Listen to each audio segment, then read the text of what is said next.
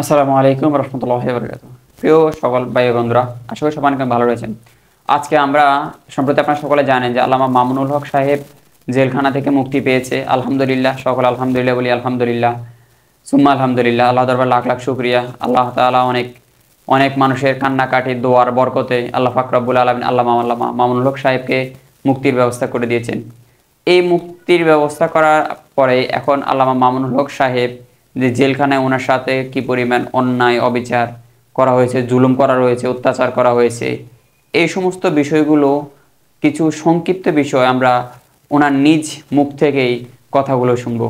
তো চলুন কথা না পারি আমরা ওনার মুখ থেকে কথাগুলো শুনে আসি। ইসলামী আন্দোলনের পথ এটি তো কুসুমাস্তীর্ণ কোনো পথ নয়, এটি লাল গালিচা বিছানো কোনো পথ নয়। আল্লাহর দ্বীনের জন্য সংগ্রাম, ইসলামী আন্দোলন, হকের ঝান্ডা সমুন্নত করা, বাতিলের মোকাবেলা করা, এটি একটি কণ্টকাকীর্ণ পথ, শাহাদাতের রক্ত পিচ্ছিল পথ। তো মুমিনের জন্য হৃদয়ে শাহাদাতের তামান্না লালন করা এটি তো জরুরি। যার অন্তরে শাহাদাতের তামান্না নেই সে তো মুনাফিক। সুস্পষ্ট আল্লাহর নবীর হাদিস, মাতা ولم يغزو ولم يحدث بها نفسه مات على شعبة من النفاق। কাজেই শাহাদাতের তামান্না প্রতিটি মুমিনের হৃদয়ে লালিত থাকা উচিত। কিন্তু আজকে আমরা আমাদের অজান্তেই শাহাদাতের সেই চেতনা আমরা ভুলে বসেছি। আমরা ভোগবাদী চিন্তা এতটাই লালিত যে দুনিয়া সুখ শান্তি আমাদের কাছে সব চাওয়া পাওয়া হয়ে দাঁড়িয়েছে। আমি মনে করি যে আসলে আমাদের মধ্যে শাহাদাতের সেই চেতনা যদি উজ্জীবিত হয়, আমরা যদি আল্লাহর রাহে জীবন দেওয়ার জন্য নিজেদেরকে প্রস্তুত করতে পারি মানসিক ভাবে, তাহলে এই কারা নির্যাতন এবং দুনিয়ার সাময়িক অন্যান্য কষ্টভোগ এগুলো কিছুই মনে হবে না। আর কারাগার এটা আসলে খুব কষ্টের কোনো জায়গা নয়, এটা মানসিক একটা শুধুমাত্র দুশ্চিন্তা হয়। কিন্তু যদি একজন মানুষ নিজেকে আল্লাহর দ্বীনের জন্য প্রস্তুত করতে পারে, সর্বোচ্চ ত্যাগ কোরবানি স্বীকার করার মানসিকতা যদি তৈরি করতে পারে, তাহলে কারা জীবন তাকে কখনোই ইনশাআল্লাহ সত্যের পথ থেকে বিচলিত করতে পারবে না। খুব সুন্দর সুন্দর কমেন্টস আসছে। আপনি যে দর্শকদের ভালোবাসা সম্পর্কে কিছু বলতেন, আপনাকে খুব ভালোবাসে। অবশ্যই ইসলামের জন্য ভালোবাসা। যারা আমাদের সঙ্গে জড়িত সংযুক্ত আছেন দেশ বিদেশ থেকে, তারাই আসলে আমাদের জন্য প্রেরণা। আমি তো আলহামদুলিল্লাহ হেফাজতের আন্দোলনে আমরা রাজপথে থেকেই সকল পরিস্থিতি মোকাবেলা করেছি। আমি সরে যাইনি। আমার কাছে সেদিন রাতের বেলায় বারবার ফোন আসতেছিল, যখন রাত 10টা-11টা বাজে, সরে যাও ওখান থেকে। অনেকে ব্যক্তিগত ভালোবাসেন যে রাতের বেলা কঠিন পরিস্থিতি তৈরি হতে পারে, কিন্তু আমার বিবেক আমাকে বলেছে আমাদের কথায় যারা এসেছে সেই সকল নিরীহ মানুষগুলোকে এভাবে রাস্তায় ফেলে রেখে চলে যাওয়াটা আমার জন্য কোনোভাবে বৈধ হতে পারে। আমি যাইনি, আমি শেষ মুহূর্ত পর্যন্ত সেখানেই ছিলাম এবং ক্র্যাকডাউন শেষ হওয়ার পর সেই জায়গা থেকে আমি সেখান থেকে নিরাপদে গিয়েছি। এরপরে হেফাজতের সেই ঘটনাকে কেন্দ্র করে আমি কারারুদ্ধ হয়েছি, কারাগারে থেকেছি এবং নির্যাতন ভোগ করেছি। এরপরে কারাগারের ভিতরে যারা নির্যাতিত অবস্থায় ছিল তাদের মনোভাব শুনেছি, হেফাজতের এই আন্দোলনের প্রতি তাদের যে সংহতি, বিদেশে গিয়েছি, প্রবাসে গিয়েছি, মধ্যপ্রাচ্য সহ বিভিন্ন জায়গায় সারা দুনিয়ার মানুষ, মুসলমানেরা যেভাবে হেফাজতের এই আন্দোলনের প্রতি যাদের সংহতি রয়েছে, এটি একটি মকবুল আন্দোলন। কাজে এখনো সারা দুনিয়ার হেফাজত প্রেমীরা তারা চায় যে হেফাজত যেন হেফাজতে থাকে, হেফাজত যেন হেফাজতে থাকে। এবং এই জনশক্তি আসলে মূলত আমাদের প্রেরণা।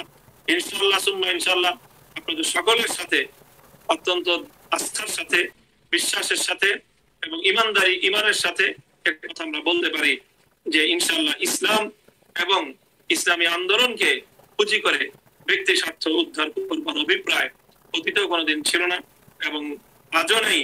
আল্লাহ পাক হেফাজত করুন যে আল্লাহ পাক রব্বুল আলামিন দুনিয়া উপার্জন করবার, দুনিয়ার স্বার্থ উপার্জন করবার জন্য অনেক বৈধ পন্থা আমাদের জন্য উন্মুক্ত করে রেখেছেন।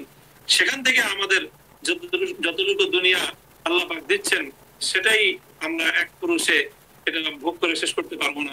কাজে ইনশাআল্লাহ দুনিয়া থেকে এই ইসলামের নামে এবং আল্লাহর দ্বীনকে পুঁজি করে, ইসলামী আন্দোলনকে পুঁজি করে দুনিয়ার কোন স্বার্থ উদ্ধার করবার এই নাপাক খেয়াল থেকে আল্লাহ পাক যেন ভবিষ্যতে আমাদেরকে হেফাজত করেন। কাজেই আমরা আমাদের এই সকল দর্শক শ্রোতা এবং আমাদের শুভানুধ্যায়ীদের প্রতি শুকরিয়া জ্ঞাপন করছি। সারা দুনিয়া থেকে তারা আমাদেরকে এভাবে উৎসাহ যোগাচ্ছেন। আল্লাহ পাক রব্বুল আলামিন তাদের উত্তম বিনিময় নসিব করুন।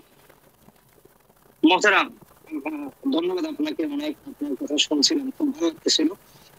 আমি তো জানি দর্শকদের উদ্দেশ্যে অনেক দর্শক এখানে কমেন্টস করছেন, জানতে চাচ্ছেন, মেসেজ করছেন। হলো আপনার কারা নির্যাতন নিয়ে যদি কিছু কথা সংক্ষেপে বলতেন, দর্শকরা উদ্বুদ্ধ হতো।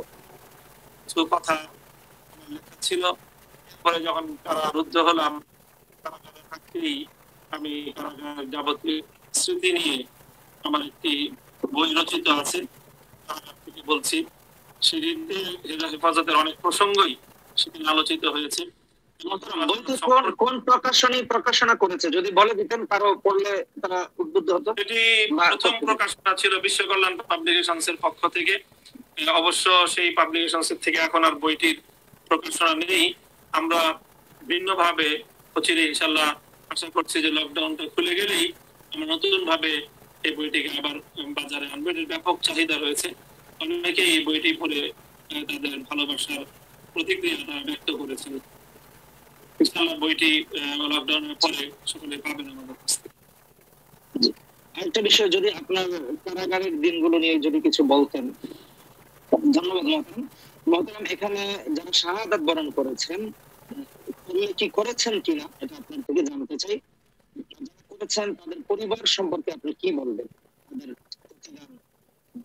আমরা তো সুনির্দিষ্ট অনেকের নাম এবং পরিচয় আমার নিজেরও জানা হয়েছে। আমি নিজে নোয়াখালীতে গিয়ে শহীদের কবর জিয়ারত করেছি। আমাদের একজন খুব কাছের মানুষ ছিলেন মাহমুদুল হাসান ভাই, আপনারা চিনবেন। ঢাকার প্রতিষ্ঠিত বড় একটি শীর্ষস্থানীয় মাদ্রাসা পীরজঙ্গি মাজার মাদ্রাসা, পীরজঙ্গি মাজার মাদ্রাসা, পীরজঙ্গি মাজার মাদ্রাসা যে শাইখুল হাদিস ছিলেন হযরত মাওলানা সুলাইমান ইবনে আলী সাহেব, সুলাইমান ইবনে আলী সাহেবের ভাই ছিলেন মাহমুদুল হাসান ভাই। খুবই নেককার মানুষ ছিলেন তিনি, কামরাঙ্গীরচরে থাকতেন। তিনি শাহাদাত বরণ করেছেন। ফরিদপুরে মধুখালীতে একটা ছেলে সাদ্দাম হোসেন শাহাদাত বরণ করেছে। সেখানকার মানুষ তার জানাজার প্রত্যক্ষদর্শী, শত শত মানুষের বিবরণ শুনেছি। বুয়েটের এক ছেলে উত্তরবঙ্গে বাড়ি, তার মৃত্যু হয়েছে, শাহাদাত বরণ সে করেছে। বহু মানুষ আজও আজকে আপনাদেরকে প্রসঙ্গ করে বলি, 10টি পরিবারের সঙ্গে আমাদের বিভিন্নভাবে যোগাযোগ হয়েছে। আমরা সেই সকল শহীদ পরিবারগুলোর পাশে দাঁড়াবার জন্য, বিশেষ করে অনেকেই আছে এমন যে যারা শহীদ হয়েছে কিন্তু তাদের পরিবার আলহামদুলিল্লাহ অর্থনৈতিক ভাবে কোনো ক্ষতিগ্রস্ত নাই, ভালো অবস্থায় আছে। তারা অনুপ্রাণিত হয়, তারা বলে যে আমরা আমাদের সন্তান হারিয়েছি, কিন্তু আমাদের কোনো আফসোস নেই। এক মায়ের কথা শুনেছি, আমার এক ভাইয়ের সাথে কথা হয়েছে আজকে, যে তার 5 সন্তান, এক সন্তান শহীদ হয়েছে। তো তাকে জিজ্ঞাসা করা হয়েছে আপনার কি অনুভূতি, আপনার সন্তানের জন্য কি আপনার বেদনা রয়েছে? তো মা তো তেমনই মা, শহীদের মা, তিনি বলেছেন যে আমার কোনো দুঃখ নেই, আমার সন্তান জীবন দিয়েছে, আমার এক সন্তান জীবন দিয়েছে, আরো 4 সন্তানের যদি প্রয়োজন হয় আমি হাসি মুখে আমার 4 সন্তানকে আল্লাহ নবীর ইজ্জতের হেফাজতের জন্য উৎসর্গ করতে প্রস্তুত। এমন মা এখনো এই বাংলার মাটিতে আছে। মহতারাম, এই অবস্থায় এমন জ্বলন্ত এক ইতিহাসকে যদি অস্বীকার করবার চেষ্টা করা হয়, হেফাজতের ঘটনায় কেউ শহীদ হয়নি এই কথা যদি বলতে চাওয়া হয়, তাহলে আসলে দিনের বেলায় দুপুর 12টার সময় প্রজ্বলিত সেই আকাশের সূর্যকে অস্বীকার করার চেয়েও একটি ভয়ঙ্কর মিথ্যাবাদিতে হবে, আর কিছুই নয়। হাজার হাজার মানুষ মরেনি যদি আমরা বলি, তবে 70-80 জন মানুষের সুজন এই বাংলাদেশের যেই আপনার একটি কি এনজিও বেসরকারি সংস্থার পক্ষ থেকে শহীদদের নাম ঠিকানা প্রকাশ করা হয়েছিল, প্রচারিত হয়েছিল, সেই এতগুলো মানুষের জীবন, এতগুলো মানুষের রক্ত এভাবেই অস্বীকার করা হবে, এটি তো এর চেয়ে বড় বিশ্বাসঘাতকতা, শাহাদাতের রক্তের সঙ্গে গাদ্দারি আর কি হতে পারে? কাজেই এই কথা যারা সংশয় প্রকাশ করে তারা আমি মনে করি যে তারা দিবালোকের সূর্যকে অস্বীকার করতে চায়।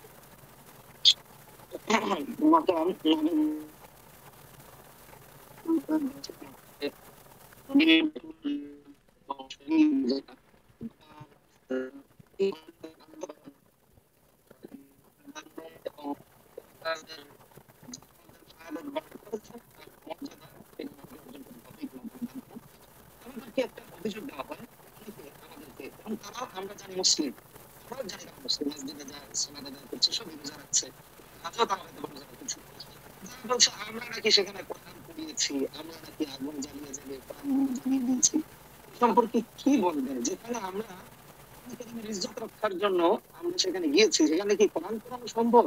এটা সম্পর্কে যদি কিছু বলতেন। এটি সম্পূর্ণ একটা সাপোর্টাস হতে পারে, কিছুই না। সেখানে আমি তো বলেছি কোরআন পড়েছে কোথায়?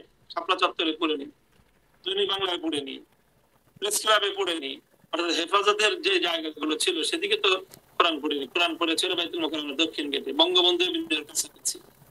এই দিকটা কাদের দখলে ছিল? তারা সেদিকে তাণ্ডব চালিয়েছে, সেগুলো তো ভিডিও ফুটেজ আছে। জি জি জি। যারা নিরস্ত্র মানুষের উপর হামলা করেছিল, এই তাণ্ডব যারা সূচনা করেছিল, তারাই অগ্নিসংযোগ করেছে। জি মোহতারাম, এখন ভবিষ্যৎ সময় হয়ে গিয়েছে। আপনি কি দর্শকদের উদ্দেশ্যে কিছু বলবেন? সবাই আপনার জন্য ভালোবাসি, আল্লামা মামুনুল হক মাহফুজ মাওলানা মাসুদ আহমদ সাহেব, আল্লাহ সবাইকে আমল করার কাছে বিভিন্ন ধরনের কমেন্টস করছেন, আপনি দেখতে পাচ্ছেন, আপনি দর্শকদের উদ্দেশ্যে ভবিষ্যতে কিছু কথা বলে শেষ করবেন। দর্শক শ্রোতা যারা এই মুহূর্তে দেশ বিদেশ থেকে আমাদের সঙ্গে সংযুক্ত ছিলেন, সকলের প্রতি শুকরিয়া জ্ঞাপন করি। ইনশাআল্লাহ আপনারা এভাবে অটল অবিচল থাকবেন। লা তাজালু তাইফাতুম মিন উম্মতি মানসুরিন আলাল হক লা ইয়াদুররুহুম মান খাযালাহুম হাত্তা ইয়াতি আমরুল্লাহ। জাতির অনেক সর্বগ্রাসী রূপ নিয়ে আবির্ভূত হবে, কিন্তু যারা হকের ঝান্ডা নিয়ে দাঁড়িয়ে থাকবে তাদেরকে ইনশাআল্লাহ কোনোভাবেই পরাস্ত করতে পারবে না, তাদেরকে নিশ্চিহ্ন করতে পারবে না। যেই বাতিলের এই সর্বগ্রাসী রূপ দেখে ভয় পাওয়ার কিছু নেই। মেঘের আড়ালে সূর্য হাসে, রাত যত গভীর হয় প্রভাত রশ্মি তত ঘনিয়ে আসে। ইনশাআল্লাহ আমরা তো আশা করছি যে আজকে যে বিশ্ব পরিস্থিতি তৈরি হচ্ছে, সারা দুনিয়া ব্যাপী যে পরিবর্তনের যে আলো দেখা যাচ্ছে, ইনশাআল্লাহ এই পরিবর্তনটা ইসলামের সপক্ষেই হবে এবং সত্যের ঝান্ডা সমুন্নত হবে। যে হতাশার কোনো কারণ নেই। সকলকে ধন্যবাদ জানাই এবং সকলকে সাহস যোগাতে চাই যে ইনশাআল্লাহ এভাবে ইখলাসের সাথে, প্রথম কথা হলো ইখলাসের সাথে, ঐকান্তিকতার সাথে একমাত্র আল্লাহকে রাজি এবং খুশি করবার জন্য নিজস্ব ব্যক্তিগত পার্থিব স্বার্থ উদ্ধার করবার কোনো চিন্তা যদি থাকে, তাহলে সেই ইমানি আন্দোলন, সেই ইসলামী তৎপরতা, সেটি অবশ্যই ব্যর্থ হতে বাধ্য। কাজে আমরা ইখলাসের সাথে, ঐকান্তিকতার সাথে আমরা আমাদের এই পথে অটল এবং অবিচল থাকবো। আল্লাহ রাব্বুল আলামিন আমাদের সকলকে তৌফিক দান করুন। এবং মাওলানা রাফি বিন মুনির, যিনি আজকে আমরা একসঙ্গে এই কর্মসূচিতে, আজকের এই প্রোগ্রামে সংযুক্ত থাকলাম, আপনাকেও অনেক অনেক ধন্যবাদ এবং শুকরিয়া জ্ঞাপন করছি সকল বিষয়টুকু সম্পূর্ণ সুন্দরভাবে আয়োজন করবার জন্য। এবং আপনার মাধ্যমে আপনার পেজে যারা দর্শক শ্রোতা রয়েছেন তাদের সকলকে আমি ধন্যবাদ এবং শুকরিয়া জ্ঞাপন করছি। জি মোহতারাম, আমরা সবাই, আমিও আপনার দর্শক, আমি সহ সবাই আপনার লেখা কামনা করি এবং আপনাকে আমরা খুব ভালোবাসি। আপনার থেকে আমরা দিনী চেতনায় উজ্জীবিত হই। আল্লাহ তাআলা আপনাকে দান করুন এবং ভবিষ্যতে ইসলামী আন্দোলনকে বিশ্বময় করার জন্য আপনাকে আল্লাহ তাআলা কবুল করুন। আমরা সবাইকে অনেক অনেক মোবারকবাদ এবং অভিনন্দন জানিয়ে আজকের মতো বিদায় নিচ্ছি। আপনি আপনার পরিবার সহ সবাই ভালো থাকুন এবং আমাদের সমস্ত দর্শকরাও যেন ভালো থাকেন। আসসালামু আলাইকুম ওয়া রাহমাতুল্লাহি